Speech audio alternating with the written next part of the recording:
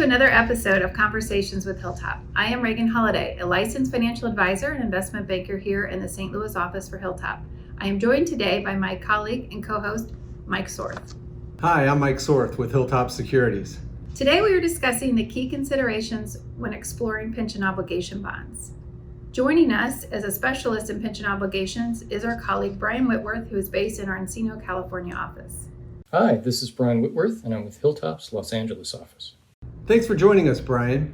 What is the first consideration for a municipality considering pension obligation bonds?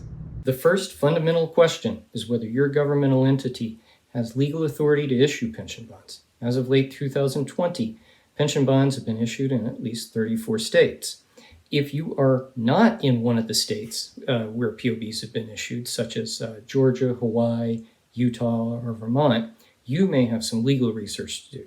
You might even find a need for state legislation.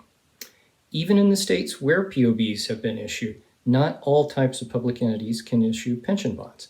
For example, POBs for school are rare, and many school districts are not authorized to issue POBs. As another example, several cities in Massachusetts have issued pension bonds, and each one went to the state legislature and obtained separate approval. Your government's counsel and or your bond counsel, as well as your financial advisor, will be the most appropriate parties to discuss whether or not your entity has the authority to issue pension obligation bonds.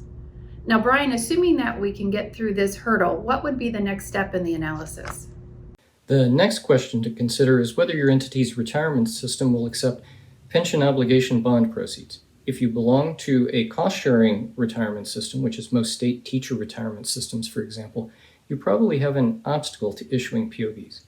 Most cost-sharing retirement systems have no mechanism for accepting discretionary contributions, whether from cash or pension bonds. If so, it could arise from a retirement system's own policy, from state law, or for other reasons. It may be worth asking the retirement system if you're interested. For example, in Ohio, some cost-sharing retirement systems have accepted pension bond proceeds. If either you can't issue pension bonds or the retirement system you participate in doesn't accept discretionary contributions, your work is pretty much done for now. This applies to a large number of public entities. About 70% of public sector employers and retirees are in cost-sharing retirement systems, and very few of those will take discretionary contributions. On the other hand, if you're part of an agent multi-employer system, you probably can send proceeds to the retirement system. Large state agent multi-employer systems like the Texas Municipal Retirement System or CalPERS have usually been through the process before. Other agent multi-employer systems, such as the Texas County and District Retirement System or Missouri Lagers, have not yet had a POB, and given their structure, they may be able to take POB proceeds. However, administrative details would need to be worked out for the first transaction. For single employer local retirement systems, which are usually cities, but sometimes counties or transit agencies, there may not yet be a policy regarding pension bonds, especially if the employer has always made exactly the annual required contribution. Thanks, Brian. That's very helpful.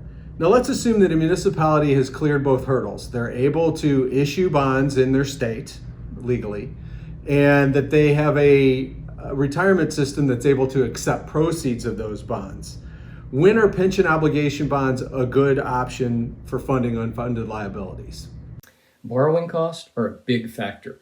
As of early December 2020, many potential issuers would have borrowing costs hundreds of basis points below the expected returns at the retirement system, and higher rated issuers have lower borrowing costs and thus higher expected savings.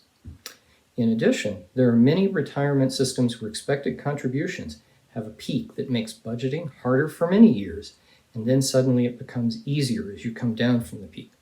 Pension bonds can help reduce or eliminate those peaks. This has been a major reason for issuance by employers who are in CalPERS or Michigan MERS. It is also important to look at who your finance team is. Do you have a municipal advisor, underwriter, or bond counsel who is experienced with pension bonds? POBs are different, and there are many fine details that can increase or decrease savings. We recommend you work with an experienced team. Brian, thank you for the brief overview of the essential considerations for pension obligation bonds. Viewers, if you have any other questions related to this topic or you would like us to address any other topic, please let us know. We're always eager and happy to assist you. We hope you have a wonderful holiday season. Thanks, everyone.